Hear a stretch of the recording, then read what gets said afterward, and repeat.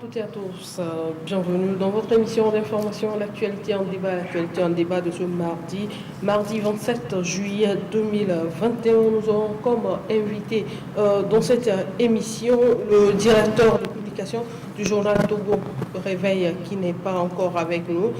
Par contre, lui, il est déjà avec nous, Claude Seyao, le directeur du journal africanligne.com. Et si tout va bien, nous recevrons par téléphone le directeur de publication du journal Symphonie, Yves Gallet. Nous parlerons de la Covid-19 avec les mesures restrictives. On parlera également de l'affaire Pegasus et également du séminaire gouvernemental. Nous terminerons avec la une des différents journaux. Parlera de la une de Symphonie qui est dans les kiosques depuis vendredi, également Togo Réveil qui est dans les kiosques depuis vendredi au prix de 250 francs seulement. Alors, comme lui, il est avec nous pour l'instant, Kousseyao, bonjour. Et bonjour Anita, salut à tous les téléspectateurs. Merci d'avoir fait le déplacement. C'est mon réel plaisir. Alors, je le disais tout à l'heure, Covid-19 avec les chiffres qui ne font que grimper depuis un certain moment, ce qui oblige le gouvernement à prendre un certain nombre de mesures. Ainsi, le vaccin est désormais obligatoire pour une catégorie de voyageurs. Mine de rien, le vaccin devient obligatoire. Alors qu'au début, on disait que le vaccin n'est pas obligatoire. Mais dans tous les cas, c'est une bataille perdue d'avance, vous savez. Perdu d'avance. Parce que dans tous les cas, les gens sont réticents. Ils ne veulent pas toujours même en France. On a eu des manifs en France ces 2 derniers week-ends où les Français s'opposent. Parce que d'abord, j'ai vu un truc mauvais sourire. Les policiers non vaccinés vont maintenant cadrer les manifestants aussi qui réclament une certaine liberté. Les policiers ont dit mais non, écoutez, ils ont donc jeté leur capois, les médecins sont venus laisser donc leur blouson, etc. Et les deux ont sympathisé. C'est un problème qui devient de plus en plus mondial. Les États maintenant obligent les citoyens à se vacciner. Mais dans les États mais où il y a eu la vaccination, ça ne sert pas 60%. Dans tous les cas, il y a des gens qui n'iront pas se faire vacciner. Voyez-vous, certes, parce que justement autour du vaccin se posent beaucoup de questions. Alors, vous êtes vacciné ou pas, vous pouvez attraper donc le virus, vous pouvez également le transmettre. Alors, vu tout ça, surtout nous, chez nous en Afrique, ici, les gens regardent le taux de mortalité. Ouais, déjà. Parfois, il y a certains vaccins qui entraînent la coagulation sanguine chez certaines personnes. Et si rien n'est fait, mort peut donc s'en suivre. Voilà. Ce qui fait que les gens sont réticents. Maintenant, le vaccin, dans tous les cas, protège. Il y a ce qu'on appelle l'immunité collective. Alors, pour cette raison, on a quand même besoin d'avoir un taux d'immunité collective dans le pays. L'immunité collective, il faudrait atteindre 60%. 60%, oui, des États ont atteint ce seuil et dans ces États, les masques ne sont tantôt pas rendus de plus en plus obligatoires. Voyez-vous. Mais dans tous les cas, dès lors que la vaccination est sans effet secondaire et que, pas grands effets, et que l'ONU ou l'OMS a donc homologué, c'est que ça peut passer. Voyez-vous, donc, qui souhaite bien peut aller prendre le vaccin. Mais le rendre un peu obligatoire, comme je m'entends de le constater, ça risque d'amener des conflits sociaux. Conflits sociaux, mais tant que vous n'avez pas reçu de vaccin, vous n'avez pas votre passe vaccinal, vous ne pouvez pas voyager. Bien sûr. Vous savez, en réalité, c'est une violation des droits humains. Au fait, j'ai le droit de disposer de mon corps et d'en faire ce que je veux en droit. Voyez-vous, mon corps m'appartient. Maintenant, si je veux me protéger, je vais me faire vacciner. Mais si vous m'obligez à me faire vacciner, déjà, il y a peut-être c'est contre mon gré. Donc, il y a une certaine violation de mes libertés. Voyez-vous, donc, les pays doivent considérer ce état de choses pour ne pas trop pousser les gens. Il y a des mesures incitatives qu'on peut mettre en place pour obliger les gens à aller se faire vacciner. Il y a des mesures incitatives. Les États ont les moyens. Donc, Si par exemple on met ça en place, pour qu'ils iront se vacciner. On a vu. Viol des droits humains, comme vous le dites, mais Oui. il faut quand même protéger la population. Oui, dans tous les cas, vous savez, chez nous en Afrique, moi je suis sur le terrain, quand j'interroge les gens me disent, mais non, nous n'irons jamais nous faire vacciner. Ouais, vous les gens... ça va peut-être par rapport à la psychose créée dès le début, quand vous allez vous faire vacciner, vous aurez tel effet, tel effet. Oui, et puis certes, les gens ont également cette psychose, mais il y a aussi une volonté manifeste de ne pas se faire vacciner contre la Covid-19. Donc il faut que les États changent leur méthode de communication. Il faut maintenant impliquer des tactiques qui vont inciter les gens à aller prendre le vaccin. Mais si vous voulez l'imposer, vous risquez de voir que les gens iront même faire de faux carnets de vaccination. Les gens sont capables de tout faire. Les gens sont capables d'aller mettre de l'argent. Ça se fait en ligne. Hein. Vous devez confirmer votre nom et prénom, tout avant qu'on vous délivre ça. Hein. D'accord. Est-ce qu'il y aura des fraudes? Écoutez, l'être humain étant ce qu'il est, il faut plutôt des mesures incitatives. Il faut nous inciter à aller se faire vacciner. Surtout chez nous en Afrique, pour les élections, il suffit que de vous donner 2000 francs à quelqu'un, il a voté pour vous. Donc, de la même manière, s'il y a des mesures incitatives, les gens iront volontiers aller se faire vacciner. Donc, je pense que tout est possible. Tout est possible. Donc, faire preuve de violence chichique sur les citoyens est une violation de leurs droits. Or, en droit, chacun dispose donc de son corps et de ce qui va y entrer. On ne peut pas obliger les gens en réalité à aller se faire vacciner. Il faut certes que des mesures incitatives qui incitent les gens à aller se faire vacciner. Là, ça marche. Puisque déjà en France ou ailleurs, les populations résistent contre les appels aux États à aller donc se faire vacciner. Donc il faut donc autour de la question trouver d'autres méthodologies qui puissent pousser les citoyens à aller volontiers prendre ce vaccin. C'est possible. Ce vaccin, jusque le pass vaccinal. Mais oui, écoutez, il sera rendu obligatoire, effectivement, pour si le pass vaccinal est obligatoire, ça veut dire que le vaccin est obligatoire. Plus ou moins, c'est ça. C'est que les États imposent et que les populations aussi refusent. Il faut quand même considérer les populations. Nous sommes plus nombreux que l'État. Il faut quand même que nos droits soient respectés. Je vois que en France, même dans les tribunaux, les tribunaux même parfois interviennent et jugent des affaires et condamnent souvent l'État. Et très souvent, c'est les citoyens qui gagnent contre l'État en cette matière-là. Donc il ne serait pas valable que l'État maintenant se pose en position de force en la matière. Il faut plutôt des mesures incitative poussant volontiers les citoyens à aller prendre le vaccin. Alors, on vous a assez compris. Vous l'avez constaté, chers téléspectateurs, Germain Pouli est avec nous. Germain, bonjour. Bonjour Anita, bonjour à tous les... Plaisir de vous revoir. Ça fait 2 jours. Ouais, c'est vrai. Vous nous avez terriblement manqué. Hein. Oui, c'est avec un plaisir qu'on retrouve les téléspectateurs. Et surtout cette émission qu'on a plus vécue il y a quelques semaines. Donc, nous signons notre retour et heureux en tout cas de vous retrouver. Merci pour l'invitation. Merci à vous également d'avoir fait le déplacement. Et là, nous étions en train de parler de la Covid-19 avec le pass vaccinal qui est désormais obligatoire pour une catégorie de vaccination. On le disait tout à l'heure, mine de rien, le vaccin devient obligatoire.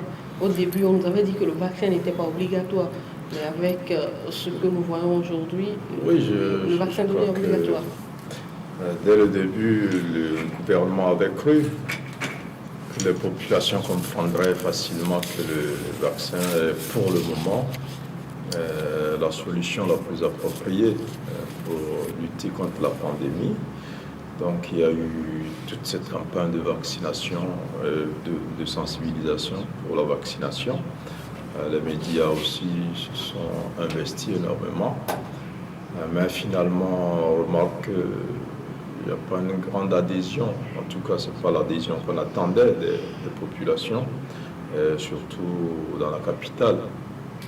Et donc, face aux variants aujourd'hui qui apparaissent, et à la difficulté à laquelle est confronté le corps médical et l'État qui est au front dans la lutte contre cette pandémie, il est normal que d'autres voies soient envisagées. Et donc il y a eu ce pass vaccinal qui a été institué, qui a été rendu obligatoire maintenant pour certaines catégories. Et je pense que c'est plutôt une bonne chose. On a vu un peu l'exemple de la France où finalement Macron a dû faire un discours il y a une dizaine de jours pour rendre la vaccination obligatoire. Donc hier, pratiquement... Ce ne serait pas du suivisme, un peu comme le disent certaines personnes.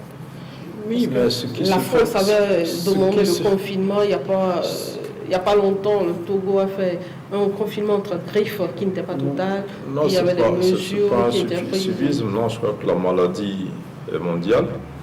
Il y a des solutions dans certains pays qui portent leurs fruits et donc il faut essayer de s'inspirer de ces situations-là. Mais après, il y a aussi l'avis des scientifiques. Nous avons un conseil scientifique au Togo qui est composé des experts qui inspire et nourrit les décisions du gouvernement. Donc ce n'est pas des copies-collées parce que les réalités sont un peu divergentes. Mais les solutions ont des similitudes et se ressemblent parce que c'est normal, on va en guerre contre le même mal. Donc hier, par exemple, en France, ils ont atteint les 40 millions de vaccinations. Donc c'est un gouvernement qui est satisfait. Et au Togo, je crois qu'il faut qu'on en arrive là. Parce que les gens refusent le vaccin, tout simplement parce qu'il y a eu trop de fausses nouvelles diffusées autour de ce vaccin-là, et bien avant autour de la maladie elle-même, qui aurait été créée pour tuer les Africains et tout ce qu'on a pu dire. Finalement, les Africains ont pu résister un peu. Voilà, après c'est le vaccin, tout ça. Heureusement qu'on n'a pas testé le vaccin en Afrique, on a testé le vaccin. Donc après, il y a eu des vaccins de différents types.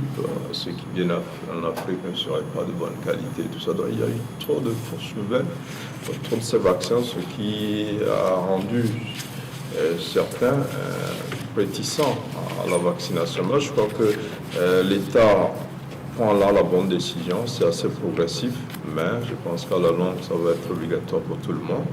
Et dès le début de la vaccination, il y a le professeur Yu qui a semblé même avancer l'idée de rendre le vaccin obligatoire. À l'époque, il a été critiqué, mais aujourd'hui, on lui donne raison parce que vous avez des médecins qui sont au front, qui se battent pour lutter contre la maladie, et vous avez certains dans la population qui ne les accompagnent pas dans les solutions qu'ils trouvent. Si vous étiez à sa place, si vous êtes au contact régulier avec les malades... Mais au même moment, les vaccins ne sont pas accessibles. Par exemple, ceux qui ont pris leur première dose de vaccin de AstraZeneca jusqu'alors, ils attendent la seconde dose, ils ne l'ont pas. Oui, mais ça, c'est un problème de livraison. Il y a Pfizer qui est là, il y a Sinovac aussi qui est là pour les étudiants. Il ne faut pas mélanger deux vaccins. Non, il y a deux situations. La première situation que vous évoquiez, c'est celle de ceux qui ont pris déjà la première dose. Mais ils ne sont pas nombreux, c'est une minorité. Maintenant, c'est la grande majorité qui ne veut pas du tout prendre du vaccin. Même le vaccin disponible, ils ne veulent pas. Non. Donc, je crois que c'est de ça qu'on parle. Maintenant, ceux qui ont pris AstraZeneca et qui attendent la deuxième dose, moi-même, je suis dans la situation. J'ai pris une dose d'AstraZeneca, j'attends la deuxième qui n'est pas encore disponible. Pour le pass vaccinal, il faut les deux doses. Oui, mais on espère que ce vaccin va arriver. Mais en plus, je pense qu'il y a d'autres solutions. S'il n'arrivait pas, on risque de prendre un autre vaccin pour continuer à se prémunir. Donc, je crois que ça, nous, on se plaint un peu, mais c'est moins grave parce que nous, au moins, on est allé se faire vacciner. Mais il y a une majorité des Togolais qui ne veulent pas se faire vacciner pour des raisons qui ne sont pas scientifiques, mais parce qu'il y a eu un effet très néfaste des fausses nouvelles qui ont été largement distribuées, surtout à travers des réseaux sociaux, et qui ont cultivé cette réticence-là, parce que nous, en tant que médias... Jusqu'alors, ça continue. D'ailleurs, ce qui a motivé le ministre à faire une sortie la dernière fois, par rapport aux fausses informations qui circulent. Oui, mais on a même menacé de poursuivre ceux qui diffusent ces fausses informations, mais je pense qu'ils ne sont pas passés à l'acte. Et donc, nous, médias, vous avez vu tout le travail que vous avez fait ici à Espoir 47. Régulièrement, vous recevez des personnes ressources pour venir parler des avantages de ce vaccin-là, mais ça n'a pas porté de fruits, tout simplement parce que les mauvaises nouvelles ont eu raison de la bonne information et les médias que nous sommes n'avons pas pu finalement redresser la barre. Donc, le gouvernement est obligé d'utiliser le bâton après avoir utilisé la carotte. Donc, il faut que les populations comprennent que le mal est réel, surtout en ces moments de vacances-là, où il y a assez de mouvements, les gens viennent de plusieurs pays. Et à la fin des vacances, ce n'est pas exclu qu'on arrive à une situation assez compliquée. Et après surtout les vacances, déjà au début des vacances, les chiffres ne font qu'augmenter. Voilà, donc c'est vraiment inquiétant. Il faut que les Togolais comprennent que c'est nécessaire d'aller se vacciner. Et donc, je pense qu'un gouvernement, c'est son rôle, quand l'intérêt général est en péril, de contraindre les citoyens qui ne comprennent pas à la portée des mesures. Et puis, il faut le rappeler, nous sommes en état d'urgence sanitaire, c'est-à-dire que nous ne sommes pas dans une situation normale où, comme Ploussel le disait, on peut poursuivre l'État et gagner un procès. Non. Ici, l'État est obligé de prendre des mesures parfois contraires à la loi. Les gens sont libres de se vacciner en réalité. On ne peut pas obliger quelqu'un à se vacciner. Mais au même moment, nous sommes en état d'urgence. En état d'urgence, l'État peut oublier cette loi-là et imposer le vaccin. Et c'est pour ça que le Parlement a donné cette force à l'État pour une période, et quand la période finit, on renouvelle si c'est nécessaire, ce qui a été fait dans le pays. Donc l'État est dans son droit de violer, entre guillemets, les droits des citoyens par rapport à ce vaccin-là, parce que c'est important de le faire.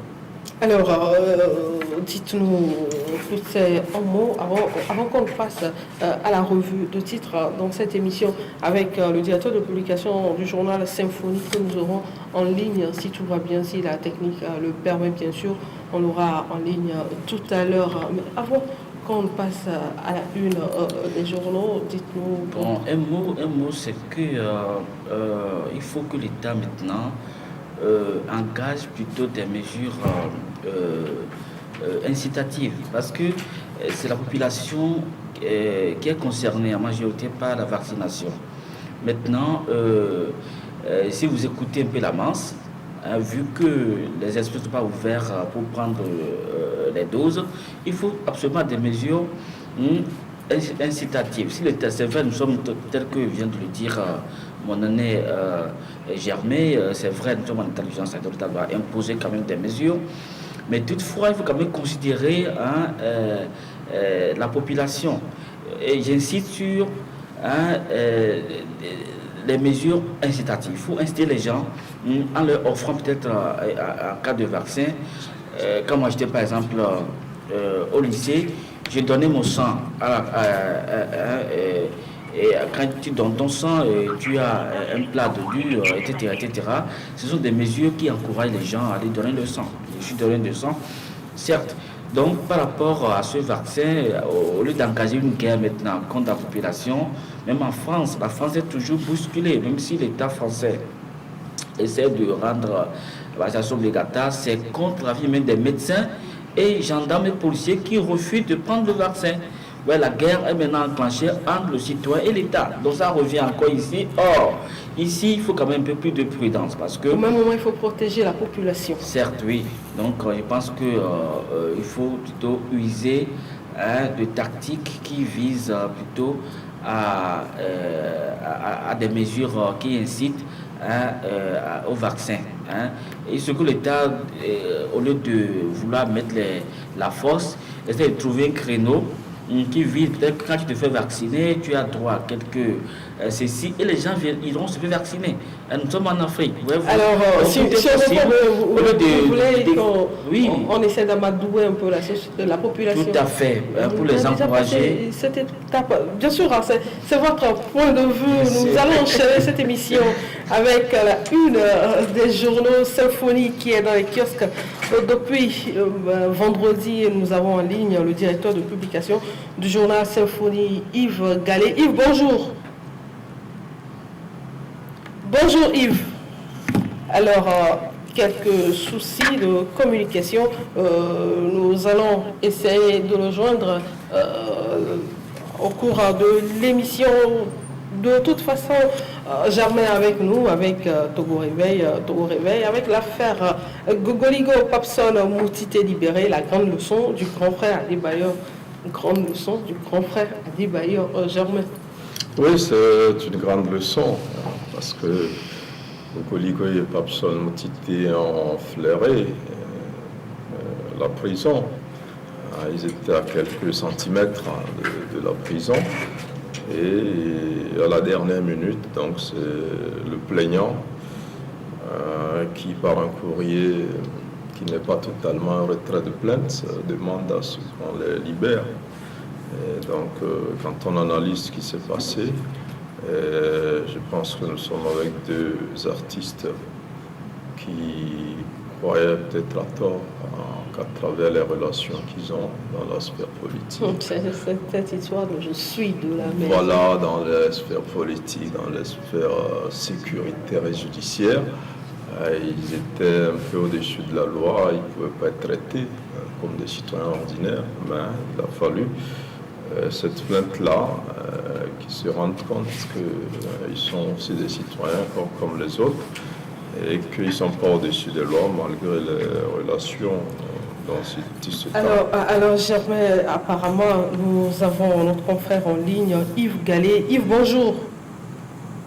Bonjour, Alors, Symphonie est dans les kiosques depuis vendredi. On peut lire à la une lutte contre l'exercice illégal des professions médicales et paramédicales. 137 formations sanitaires privées à jour au second semestre 2021. Yves. Oui, Anita, il est de l'autorité publique que la dernière décennie est marquée par la prolifération anarchique du centre de santé au Togo, et particulièrement à Lomé. Et beaucoup de centres ne respectent aucune norme et la vie de l'homme est devenue tout simplement un jouet. Et la protection de la santé publique est dirigée au rang de priorité par le gouvernement. Et c'est pourquoi le ministère en charge de la santé est au craint depuis un moment. Et il y a un arrêté qui attend du 28 juin 2017 qui fixe les conditions d'utilisation de l'éthique en clientèle privée de la profession médicale ou paramédicale. Donc, depuis 2020, le ministère de la Santé publique, de façon sous-maîtrise, a ajouté des formations sanitaires privées qui sont autorisées à officiellement développer. Donc, la réflexion a été encore répétée le 14 juillet dernier. La liste des formations sanitaires privées à jour au titre du second semestre de l'année 2021 a été rendue publique. Et elles sont au total 137 réparties sur toute l'étendue du territoire. Nous avons pris soin dans cet article de publier la liste complète de ces formations faites. Mais fort étonnamment, il y a certaines cliniques de Weno, des cliniques qui ont une certaine réputation à Lomé, qui ne figurent pas sur la liste, et notamment la clinique Kiasa. Donc nous avons publié également dans cet article l'intégralité de l'arrêté dont je viens de parler. Donc, pour mieux comprendre la situation de cette clinique qui ne figure pas sur la dernière liste du ministère, nous avons donné la parole à Olivier Kadanga, qui est le chef de l'Union contrôle et inspection sanitaire au ministère de la Santé. Donc, d'après ces explications, la liste qui a été publiée prend juste en compte les cliniques qui ont une autorisation à jour. C'est-à-dire que la clinique Piata et les autres grandes cliniques qui sont ensemble sur cette liste étaient dans l'illégalité en violation flagrante des dispositions de l'arrêté individuel et notamment l'article 7 qui fixe à 5 ans renouvelable l'autorisation d'exploitation. Et c'est vraiment un manquement qui mérite normalement une sanction. si nous prenons en compte par exemple l'article 8 du même arrêté. Donc la question qu'on est en train de se poser, c'est pourquoi les sanctions prévues par les textes ne sont pas appliquées à ces cliniques et qui est des sanctions Peut-être c'est dû à la corruption, on ne sait jamais. Pardon? C'est peut-être dû à la corruption, on ne sait jamais, parlant de sanctions.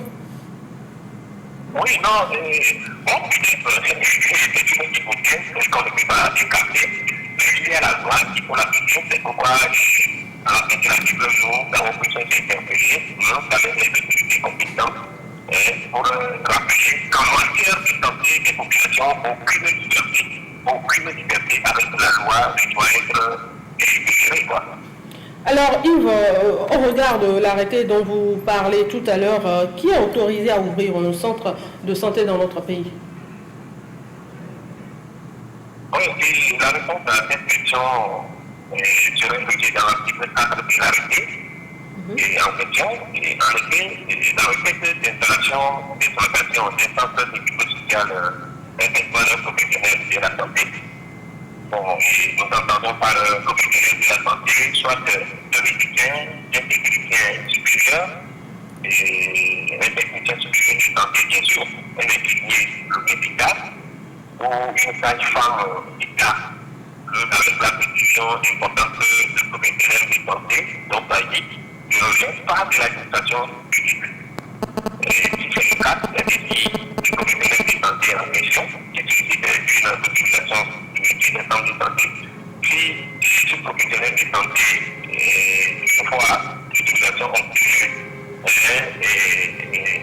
n'arrive pas à rompre son contrat avec l'entité qui l'emploie, cela peut entraîner une rupture de l'autorisation.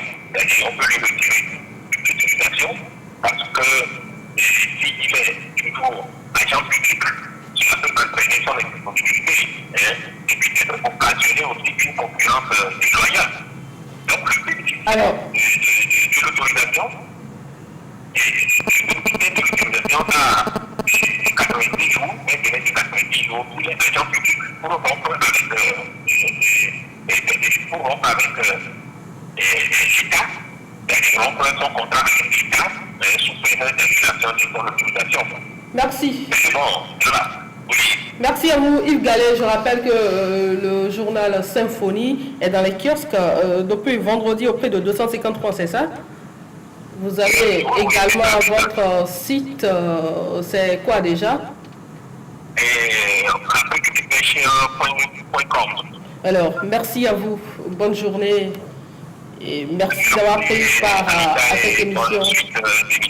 Merci également. Alors, chers invités, vous avez suivi tout à l'heure les explications de Yves Gallet par rapport à l'exercice illégal des professions médicales et paramédicales dans notre pays. Si on voit bien, beaucoup de centres médicaux n'ont pas cette attestation, n'ont pas l'autorisation d'exister, selon ce que le confrère vient d'expliquer. Oui, il y a beaucoup de choses qui se passent, un peu le cas des écoles aussi, des écoles privées, même parfois de certaines églises aussi. Donc il y a des conditions surtout pour exercer dans un métier aussi sensible qu'est la médecine, parce que la vie des citoyens sont entre vos mains, donc il faut plusieurs conditions qui ne sont pas souvent respectées. Les gens, quand ils trouvent un local dans un quartier, ils trouvent une jeune fille qui a fait un stage dans une clinique pour 6 mois ou 1 mois, et voilà, il a sa clinique. Parfois, c'est des gens qui travaillent déjà dans les hôpitaux publics, c'est des médecins, donc, qui créent leur structure donc, à côté. Et quelquefois, c'est des gens qui n'ont rien à voir avec la médecine, donc qui créent. Il y a des règles à suivre, et ce n'est pas fait. Je crois que c'est une chose intéressante que l'État vienne rappeler cela, en faisant voir le nombre de cliniques à jour. Et on a vu que certaines régions, dans certaines villes où il y a des cliniques privées, aucune n'est à jour pour pouvoir exercer. Ça donne à s'inquiéter parce qu'on remet nos vies à des gens qui n'ont pas rempli toutes les conditions pour ce genre de travail. Mais il s'agit aussi d'un besoin réel, il faut le dire. Il y a des centres de santé, c'est vrai. L'État fait l'effort dans les villages aussi de mettre des cases de santé, tout cela. Mais ça reste toujours un domaine dans lequel il y a un réel besoin de décentralisation des infrastructures. Et donc le privé a sa place aussi à jouer. Le privé a sa place, sauf que c'est la vie des citoyens qui est en risque. Tout CAO, à qui la faute? Est-ce la faute à l'État qui n'a pas assez de centres de santé ou bien la faute à ceux-là qui vont mettre en place des cliniques pas possibles, si on peut le dire ainsi? Bon, la faute, peut-être, elle est plutôt collective. Vous savez, beaucoup de médecins togolais quittent volontiers pour aller exercer ailleurs. Il y a aussi un manque de personnel soignant de qualité. Par contre, vous allez avoir des fonctionnaires en fonction qui ont des cabinets privés et détournent parfois même certains malades vers leur cabinet. S'il y a par exemple certains appareils au niveau de l'État, d'autres l'ont en privé, ils soignent les gens. Donc c'est à peu près un monde qui va un peu à mal, vous savez. Et à côté de ça, des cabines, effectivement, des centres de soins non autorisés qui portent ces cours, etc. Et avec souvent des personnels non qualifiés. Voyez-vous, et dans tous les cas, au niveau même des personnels là aussi agréés, comme du côté de l'État, il y a souvent des fautes qui sont aussi constatées. Et pire encore, des gens qui n'ont pas la mesure et qui exercent. Bon, c'est au fait un domaine qu'il faut véritablement assainir.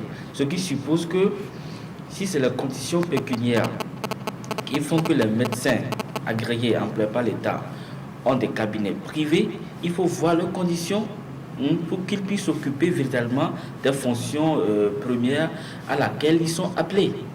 Vous. Sinon, c'est récurrent. On me dit souvent que, mais écoutez, telle clinique appartient à tel docteur qui exerce ici et qui vient, il reçoit à tel heure ici. Tantôt, il est là. On s'abstient d'appeler le nom des cliniques et des docteurs. On ne sait pas le nom, certes, mais ce qui compte, c'est que il y a un personnel bien formé et disponible. Parce que beaucoup quittent. Les meilleurs docteurs togolais se retrouvent. Vous allez voir en France, vous allez voir aussi ailleurs, aux États-Unis, etc. Par contre, nous avons aussi besoin des gens pour nous soigner. Voyez-vous. Donc, l'État a intérêt à encourager ceux qui sont là, à être bien assis, à mieux s'occuper de nous, plutôt que de les laisser à leur sort. Voilà, Germain, tout à l'heure, on était en train de parler de l'affaire entre griffes. Je suis de la maison. À l'affaire Patson Motité, Gogoligo et la star Adebayor Chéri. Oui, donc vous avez fait cas dans votre parution de vendredi dernier. Pour nous, c'est une leçon que Adebayor a donnée à ces artistes. Quel genre de leçon, par exemple? Oui, alors qu'après le courrier adressé au parquet, il a eu quand même à réagir sur les réseaux sociaux, à expliquer pourquoi il a envoyé ce courrier. Et dans son explication, vous comprenez que lui-même il a été un utilisateur des réseaux sociaux, où il reconnaît lui-même avoir commis parfois des gaffes.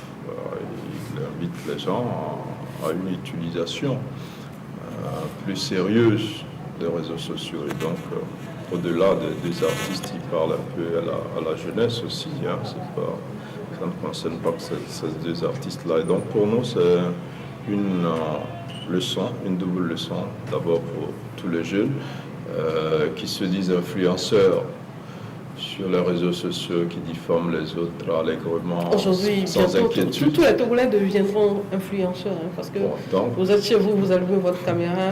Voilà, c'est la nouvelle race des leaders d'opinion. Ça peut être l'effet Covid, on ne sait jamais. Non, même bien avant la Covid, il y avait ces influenceurs, mais maintenant ils ont pris beaucoup plus d'ampleur qu'avant parce que les gens sont plus accros des réseaux sociaux. Et donc, deuxième leçon, c'est que ceux qui se croyaient un peu intouchables comprennent qu'à tout moment, ils peuvent se retrouver entre quatre murs. Et bon, nous sommes heureux que ça finisse bien parce que Adeba a retiré sa plainte, mais il a laissé quand même cette leçon-là. Et je pense qu'elle est valable pour les artistes et pour toute la jeunesse en général. Valable pour les artistes et pour toute la jeunesse. La question d'influenceur aujourd'hui, c'est devenu la mode. Peut-être que demain, on verra en tant qu'influenceur, vous aurez votre caméra allumée et clasher les gens. Non, c'est une bataille organisée, cette affaire de Adebayor. Parce que si vous voulez porter plainte, c'est une action bien mûrie. On réfléchit, quelqu'un porte atteinte à mon honneur, je décide de porter plainte, c'est une action bien réfléchie. Et quand on porte plainte, on va jusqu'au bout, du moins. Même pour retirer la plainte, ça forme quelques jours, quelques mois. Maintenant, on voit une mise en scène, à ma façon d'imaginer quoi, c'est une mise en scène. Alors, il a évoqué la question liée à la santé des deux artistes. Non, mais écoutez, il n'y a pas que les deux là qui sont dans les prisons. Attends, il y a des gens qui sont malades, qui sont internés aujourd'hui, dont nous parlons chaque jour, libérés. Écoutez, c'est pas que c'est une pagaille. Moi, je n'ai pas tellement fait de cela un événement important. Voyez-vous. Et puis, le procureur aussi qui libère de sitôt. Il y a des milliers de dossiers qui sont entre leurs mains là-bas au tribunal. Voyez-vous.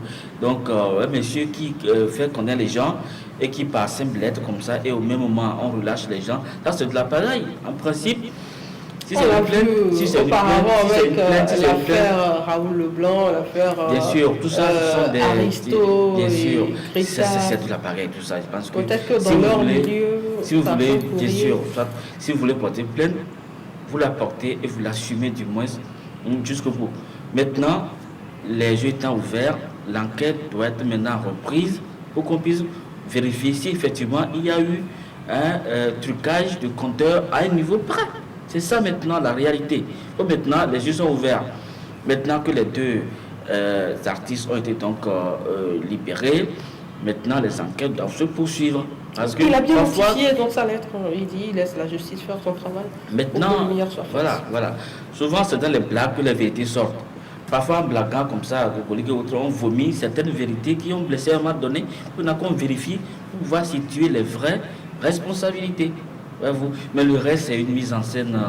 Alors, Germain, puisque vous êtes l'auteur de l'article, où se parle de mise en scène.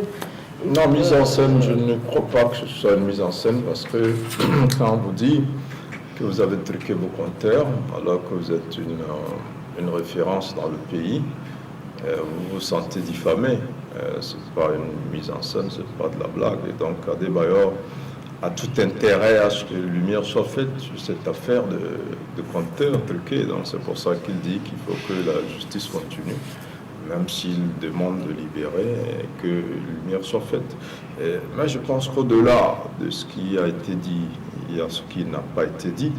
Ce qui n'a pas été dit en réalité, c'est que Adebayor a été approché par plusieurs personnes qui l'ont supplié de retirer cette plainte, parce que je ne vois pas quelqu'un qui va jusqu'à ce niveau où on annonce déjà que les prévenus seront déférés, et ça, il s'agit juste de leur faire un test Covid et de leur trouver une place et de les faire libérer. Donc on a vu aussi sur les réseaux sociaux certaines images de délégations chez Adebayor Cheyi qui sont allés demander pardon et solliciter cela. Donc n'oublions pas que l'un des prévenus, Gogoligo, a dû être transporté à 2 reprises à l'hôpital. Est-ce que c'est vrai? Est-ce que c'est faux? Oui, est-ce que c'est vrai? Est-ce que c'est faux? On n'en sait rien. Toujours est-il que c'est l'argument médical, c'est l'état de santé que Adebayor a dit avoir considéré, mais en réalité, c'est qu'il y a eu beaucoup d'interventions qui lui ont demandé donc, de retirer cette plainte. Donc, il ne faut pas oublier cet aspect de la chose. Mais je suis d'accord avec lui, c'est que la chose la plus grave, c'est le trucage du monteur et qu'il faut que lumière soit faite. Qu'on sache que s'il y a eu effectivement diffamation, parce qu'il n'en est rien, aussi quelque part, il n'y a pas de fumée sans feu, comme il le dit, et je pense que Adebayor aussi s'inscrit dans cette logique-là. Donc, espérons que la justice fera son travail ou la société soit sollicitée pour essayer d'aller vérifier tout cela. Alors, dernier sujet dans cette émission, rapidement. Selon une enquête publiée le 18 juillet dernier par un réseau de journalistes internationaux d'investigation, le Togo ferait partie des pays utilisant le logiciel israélien d'espionnage Pegasus. Mais jusqu'alors, il y a eu des sorties. Mais le gouvernement togolais ne dit rien pour le moment. Non, il a réagi à demi-mot. La question a été posée au chef de l'État. Je crois que c'est le journal Le Monde, le journal français. Vous avez vu aussi sa réponse? Bien sûr, oui, ni oui, ni non non plus. Donc, mais le Togo est cité, tout comme le Maroc en Afrique. En fait, c'est un logiciel puissant qui pénètre la vie privée des gens. On a cité des journalistes. Des journalistes, bien sûr. Oui.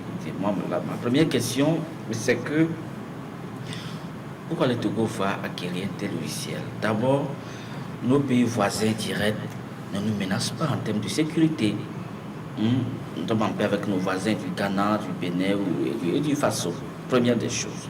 Maintenant, alors souvent lorsque les djihadistes ou bien les terroristes menacent, on peut vouloir aller jusque-là, mais aucun djihadiste n'a frappé au Togo jusqu'à cette... même s'il s'agissait des djihadistes, est-ce qu'il faut espionner des journalistes? Voilà, toute la question reste posée. De ces journalistes qui sont espionnés, de quoi l'État a-t-il peur? Normalement, lorsqu'on viole nos vies privées, c'est puni par les lois. Donc, je m'attendais qu'un juge puisse se saisir de ce dossier pour mettre en accusation l'État. Ça se passerait dans un pays démocratique où déjà les personnes victimes demandent plainte et que l'État soit maintenant engagé maintenant à réparer ces torts. On n'a pas le droit de pénétrer dans la vie privée des individus. Même votre simple lettre, si je la lis, je commets un délit puni par la loi. Même si je vous aperçois, on va régler ça entre nous avant que l'État intervienne. Voilà. Donc la violation de secret de la vie privée des gens est donc punie par le code pénal. Enfin, on a vu, lorsqu'il les écoute, même Chirac a été convoqué par un magistrat. Donc c'est hautement grave que le Togo ait pris cette liberté d'acheter Pegasus à coût de plusieurs milliards pour juste espionner de minables citoyens, journalistes que nous sommes et qui n'aspirons qu'à porter l'information objective à la population qui en a tellement besoin. Je pense que la justice doit maintenant s'auto-saisir de cette affaire pour mettre en accusation qui de droit. Sinon, ce logiciel vraiment est dégoûtant parce que nous-mêmes, nous avons peur. Moi, j'ai peur parce que il y a une liste de 300 noms consignés au Togo actuellement. C'est pas si je suis dans ici, mon confrère aussi est dedans, personne, ou même votre nom peut-être dedans. Je suis sûr que je ne suis pas dedans.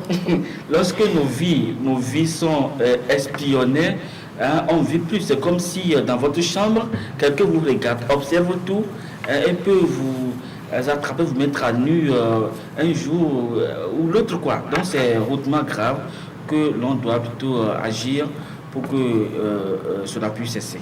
Alors, Germain, l'État ne dit ni oui ni non. Qui ne dit rien pour ça? Non, l'État n'a pas dit oui ni non. Le chef de l'État a dit que chaque pays a sa stratégie pour se protéger et que le Togo, comme un certain nombre de pays, ont ce logiciel. Donc l'État ne dit pas qu'il l'a pas. Il l'a, ce n'est pas un logiciel d'espionnage. C'est un logiciel destiné à la sécurité prioritairement. Et les États qui l'achètent auprès de cette société-là ne peuvent l'avoir qu'avec l'accord de l'État israélien. Parce que c'est vrai que c'est une société privée. mais l'État donne son accord. Donc c'est un outil sophistiqué qui permet donc de protéger l'État. C'est son premier usage. Maintenant, on estime qu'en dehors de cet usage-là, on aurait pu l'utiliser pour espionner des hommes politiques, des religieux, des journalistes et un certain nombre de Togolais. Bon, là, le chef de l'État dit qu'il ne peut pas se prononcer, il ne peut pas dire si c'est vrai ou faux, il ne sait pas si cet usage a été fait.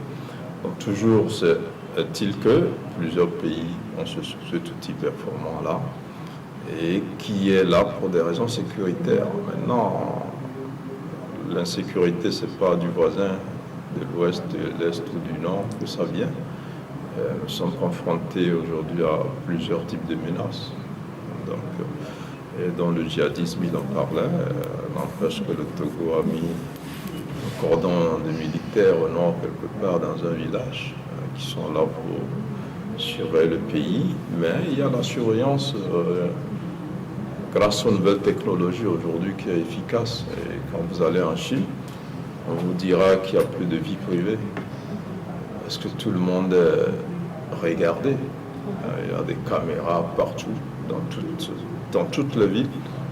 Mais les citoyens se plaignent, mais l'État, il fait son travail. Vous avez le Burkina Faso, il y a 2 semaines, qui s'est doté du Burkina Smart, qui est un projet sur 2 villes, Ouagadougou et Bobos-Dioulasso, qui va installer des caméras, des drones partout dans les 2 grandes villes. C'est pour des raisons sécuritaires. On pourrait dire qu'il n'y a pas de vie privée. Mais c'est par rapport au grand banditisme, au djihadisme, que le Burkina a mis 53 milliards donc, pour le faire. Donc chaque pays a sa stratégie. Donc je pense que, est-ce que les gens ont été espionnés? S'ils l'ont été, est-ce qu'ils sont inquiétés parce qu'ils ont été espionnés? Je ne pense pas. Je ne pense pas qu'un opposant ou un journaliste a été inquiété parce qu'on a suivi ses conversations et puis on lui a créé des problèmes. Bon, maintenant, on dit que les sources d'information, il faut les protéger, même bien avant Pegasus. Les États ont les moyens d'écouter les gens. C'est les États qui nous balancent cette information. Il y a longtemps, ils accusaient les États-Unis d'écouter toutes les conversations de leurs présidents, des présidents de l'Union européenne. Donc je crois que c'est un système qui n'est pas nouveau. Maintenant que chacun cherche à se protéger, ceux qui pensent qu'on les écoute. Mais en réalité, si vous n'avez pas de conversation embarrassante, si vous dites à votre copine « je t'aime », tu n'as pas à t'inquiéter. On va aller acheter un whisky. Au-delà de ça, j'ai une femme qui m'attend à la maison. Si tu dis on va aller tuer le président tel, mais ta conversation intéresse la sécurité. Donc je crois que nous aussi on aggrave un peu l'utilisation de cet outil-là. Bien avant Pegasus, les gens quand ils prennent leur téléphone, ils sentent un bruit, ils se disent qu'ils sont en train d'être écoutés. Personne ne se plaint de ça. C'est des outils sécuritaires qui sont utilisés dans tous les pays. Maintenant, c'est vrai qu'il y a une guerre qui se joue à l'international. C'est Israël, c'est le Maroc, c'est les pays amis d'Israël. On cite le Togo comme un pays ami d'Israël et je pense que tout ça vient de là. Mais je ne crois pas qu'il y a des Togolais qui ont subi un préjudice parce que ce logiciel a été utilisé dans notre pays. Merci à vous, Germain. Merci d'avoir participé à cette émission. Merci à vous également d'avoir participé à cette émission. Nous disons merci également au directeur de publication du journal La Symphonie, Yves Gallet, qui est intervenu dans cette émission en direct. Chers téléspectateurs, merci à vous de nous avoir suivis.